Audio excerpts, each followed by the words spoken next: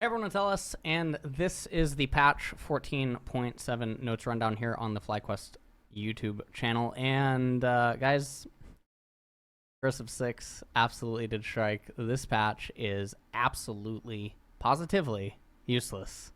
This patch is a big nothing patch. It is here to sell skins, but we're going to get into the skins later, and we will talk about them. So, Shop.riotgames deprecation. I saw something on Twitter actually right before going live on this that this is not happening or something. But the DX9 depreciation, I guess, is actually happening.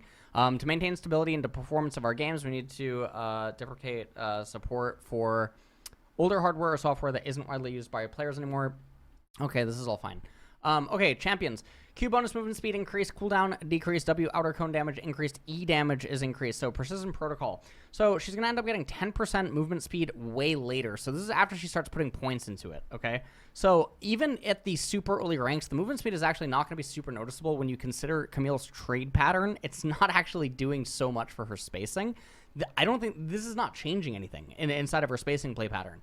So the cooldown 9 into 9 to 5. I mean, I guess you do start getting some seconds shaved off of it, so this is actually a buff for the lane version of Camille. So in that variation, okay, that's fine. Tactical sweep, 5 to 7% max HP to 6 to 8% max HP. So it does just get 1% of your max HP from the get-go level 1. That is actually, I mean, it's nice. You just have 1 point in it, etc. And now hookshot, the damage is actually going to be down on hookshot by a flat 20. So even though the tactical sweep is going up, you put the point into it, etc., you're missing the base damage from hookshot, and so that's going to sort of cancel it out until way later on inside of the game. And the bonus AD is also going to end up staying the same. So realistically, Camille is getting movement speed, eventually goes up to 10%, and the cooldown is going to be down by 1 second on Q. These are not the most important, impactful things on Camille, and I think Drew2 talking about Camille is just very good. Fiora base attack damage is decrease. So base AD is going to go down. Okay, I think that was actually larger before. So rather than actually going down by 3, it's only 2. So the PBE, I believe, was 3. This one's 2. All right. Fiora's still going to be totally fine. This does not actually do anything. You guys already know, I've said it a million times over, this affects her TDD. It does not actually affect anything other than that. Galio, passive damage increased, W damage reduction increased, E damage is increased. So here's the thing on this, is what they're doing for Galio is the magic damage, the base is going to stay the same. And the 100% AD going to stay the same, 45% AP. So he's getting 5% AP. But the thing is that the way that Galio is trying to be incentivized to be built, he's not going to have a whole lot of AP. So it doesn't actually matter that he's getting 5% because Galio is not being prevented from being picked, and he's not being considered to be drafted or played or anything because he's not dealing an extra 40 damage in a mid-game team fight. Okay? This is such an absolutely pathetic amount of AP to be giving for a champion that is trying to not be incentivized to actually build AP and instead is just trying to be more of an anti-tank. It just doesn't make any sense whatsoever, man. And the damage is also so negligible even early on because, again, it's just 5%. It's not doing anything. Shield of Durand, halved for physical damage. 20 to magic damage reduction, halved for physical damage reduction. 20 to 40 plus 4% bonus magic resistance, 1% bonus health, etc. to 25 to 45. So it's just getting 5% flat. And this is totally fine. Okay, great. 8%. Oh, wait. Oh, wait. Oh, 4% per 100. Okay, so. Oh, wow. They're making it. Wow, they're making Galio way tankier. Oh, what? Oh, this is. What? I don't think this wasn't in the preview. What is going on here? Wait, this is so massive. So let's say that he gets 200 AP, right? So he's getting an extra 8% here that he normally wouldn't have had before. He's getting 5% flat more, so that's 13%. Then he's getting 8% per 100 bonus magic resistance rather than, so he's getting an extra 4%. Maybe he has 200 bonus on top. So wait, he's actually just getting, that is a lot of damage reduction that he's just getting for free. E Justice Punch, 75 base to 235, 90% AP, to 90 to 250. He's getting flat 15 at rank 1. That is absolutely nuts. What? He's just getting a flat 15 added. This is really big, obviously, for his wave clear. So I actually do wonder now if maybe the 5% plus the flat 15, I wonder if this affects any of his CSing. And I wonder with the damage reduction. Okay, these are sizable changes for Galio. Okay. Karma. W root duration decreased at lower ranks. RE shield increased. Okay, W focus resolve root duration 1.4 to 2 to 1.6 to 2. Not the end of the world. W is the last maxed ability. So all that's happening here is you get an extra 0.2 seconds on the root duration. It's probably going to end up equating to an extra woven in auto attack or something, maybe for an ally or yourself. Maybe an extra spell cast goes off or something like that. That's really where the damage ends up coming in. Our mantra, this change is really big. You should just be doing 3 points to Q and then maxing E anyway. And now the RE shield ends up getting a pretty big change. Kayn, Q damage is increased. So this is for Kayn and Shadow Kayn. So what they're doing here is they're doing 75 to 155, 80% bonus AD, 75 to 155 plus 85%, giving 5% bonus AD. So obviously this is to help with the Profane Hydra nerf that ended up happening. Lux, passive magic damage increased, Q magic damage is increased. So I actually looked up Lux's passive patch history. And what they've done here is they've made it up to 30% AP. Lux's passive has now gone from 20% to 30%, I think, in the last 2 years. Now, there is durability patch going on in there too, so make of that what you will. But Lux is a champion that does actually want to accumulate a lot of ability power for the nuke. So it is something that is quite noticeable, especially for her early trade patterns in lane. Q Light Binding, this is an ability that used to be 70% AP. They knocked it down to 60. Now they're bringing it back up to 65. But again, you do have to remember the durability patch that ended up coming in. This is an ability that you mostly focus for hitting enemy champions and stuff. And so this combined with the passive is just very nice. Lux is just getting an extra 10% into her, well, she's getting more than that actually when she does multi-combo. It is a lot of damage inside of a multi-combo. Very big for support Lux, although obviously even mid lane Lux is going to benefit from this. But mid lane Lux needs different kinds of aid, which is like indirect changes as well as like changes to E or something that would be more beneficial. Nami, W magic damage decreased, healing increased, bounce and fall off reduced, E magic damage is decreased as well. So Nami is just getting hit really hard. This really is sad because she's obviously married to Lucian. At times there were things like Brand and Caitlyn that she obviously had a really nice time with as well. I guess Draven to a lesser extent. But yeah, so this is sort of whatever. I think that they're just trying to do things to reduce certain presence. Nasus, passive lifesteal increase, Q bonus to physical damage is increased. So this is absolutely pathetic. They're increasing it by 1% at the initial rank, and then it goes up to 2%, okay? So Nasus, when he ends up hitting you and it goes through resistances and stuff, he has to have so many stacks on his Q, and he has to be hitting you with the Q. And even once it goes through resistances and it hits you for like 400 or something like that, you're talking about 2% of 400, right? This is not changing what's going on with Nasus. Now, if he's hitting a minion or something like that and there's no resistances and he's just getting a lot of, you know, health there, yeah, I guess it helps replenish his HP a little bit faster. Realistically, this is more of a change for like jungle, and it's more of a change, I guess, for like just idly farming inside of laning phase, because if he's just randomly hitting minions with Qs and, you know, he's doing 200 damage to a minion with a Q, and he's getting an extra 2 HP, and, you know, he casts 20 Qs or something like that while he's farming his Siphon Strikes. Yeah, okay, he gets 40 HP back extra. That's, I guess, their logic. Like, he's getting, like, anywhere from 40 to 80 HP per recall. That's the logic there. But realistically, this doesn't do anything for his mid or late game fantasy. Siphoning Strike does get an extra flat 10 damage just added to it, so whatever. Olaf, Q bonus monster damage added, W bonus attack speed duration increased, mana cost increased, E cooldown refund increased when hitting monsters. And apparently the R, oh no, the R thing is here. Okay.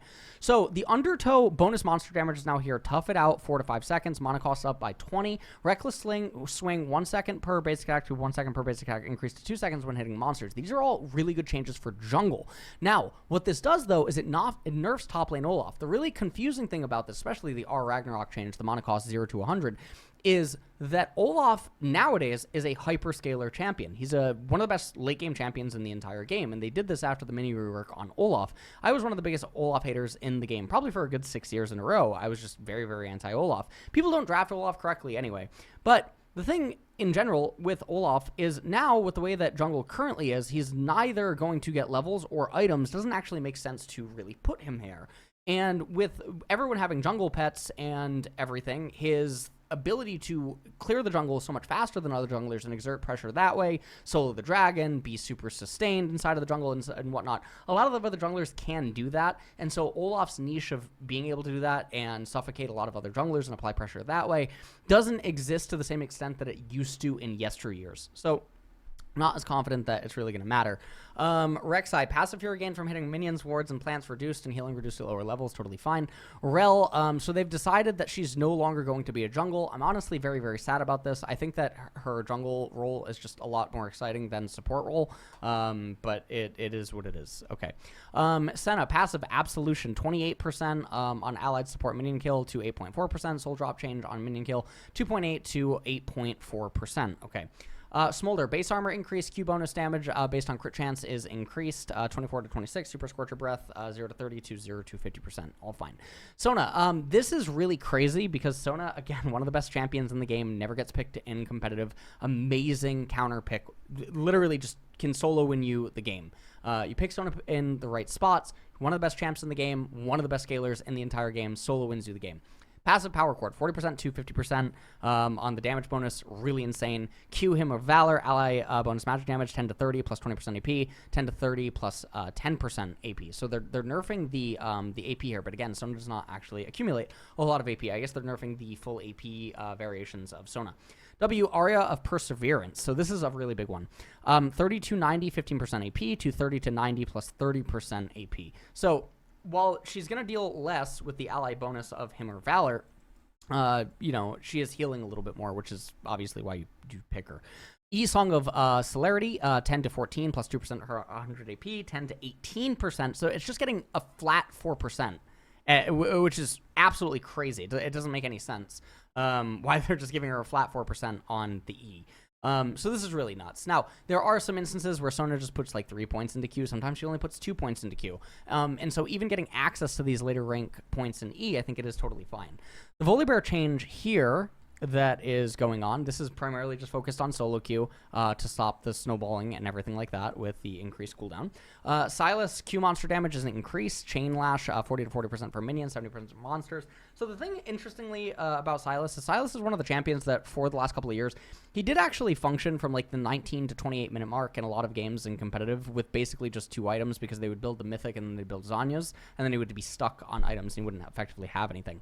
So if people are willing to, you know, pick him in the right spots or flex him or something like that, I could actually see him being pushed into jungle just because people have the fantasy. But I think, I mean, I guess with pets and stuff, he is going to have a much easier time. I just don't actually see it that much of a thing, but I do see it being more so for solo queue. Zaxax Realm Spike, this is one of the things that's coming in. It's going to nerf some of the AP supports, and so obviously this is a thing that affects Lux above. Bloodsong, Spellblade to AP ratio 150 to 100%. Imperial Mandate is also currently getting nerfed by 2%. Static Shiv going up by 200. So the way to look at this, again, generally when you're about to complete Static Shiv, cannon minions are going to be giving you anywhere from like 69 to like 75 gold. On, you know, or no, probably around 75 gold actually when you're about to be completing Static Shiv, would be like what cannons are getting ready to give you, 75, 78 gold, etc. So a cannon wave, right, is almost giving you this. So you're either going to be stunted a cannon wave or you're going to be stunted 2 non-cannon waves, and that's the way to look at it in terms of in-game timer. So this is going to be anywhere from like a 43 second to like 86 second nerf, or like longer potentially, depending on like lane state. That's the way to actually look at this. World Atlas, this is totally fine. And now ARAM balance changes. That is it. That was the patch, guys. Now we're gonna go into the skins, but let's actually talk about what affects competitive here. So Camille, whatever, does not matter. Fiora does not matter. Galio is the big one, because some of these things were not in the preview. Karma is also really big, but people don't play Karma well anyway. Lux is sort of like, because of the Zaxac thing. Nasus does not matter. Nami does not matter. Olaf, again, shouldn't really go into the jungle. Just and top lane Olaf actually gets nerfed really hard here. Rek'Sai doesn't matter. Rell is really hard. I mean, she's gone. She's no longer in the jungle. Senna is obviously a nerf. Smolder, whatever. This change doesn't really do anything. Sona buff is very confusing. Volibear, it is a nerf. Sylas, I don't think is going to do anything for competitive, and that is it. That is the patch. Basically, there's nothing. This is a complete filler patch. This is a curse of 6 following into 7. Now, apparently, MSI is on 14.8. So next patch is the MSI patch. So if they're going to drop an absolute just huge patch or something that is going to cause an MSI shakeup and make all the teams practice and get ready for it and all that good jazz, because we are just under 4 weeks away from MSI. You know, that will be the patch. Now, that is pretty much it. But realistically, the patch does not have anything going for it. Now, let's talk about the skins. So this almost looks like Ditto tried to become Bowser.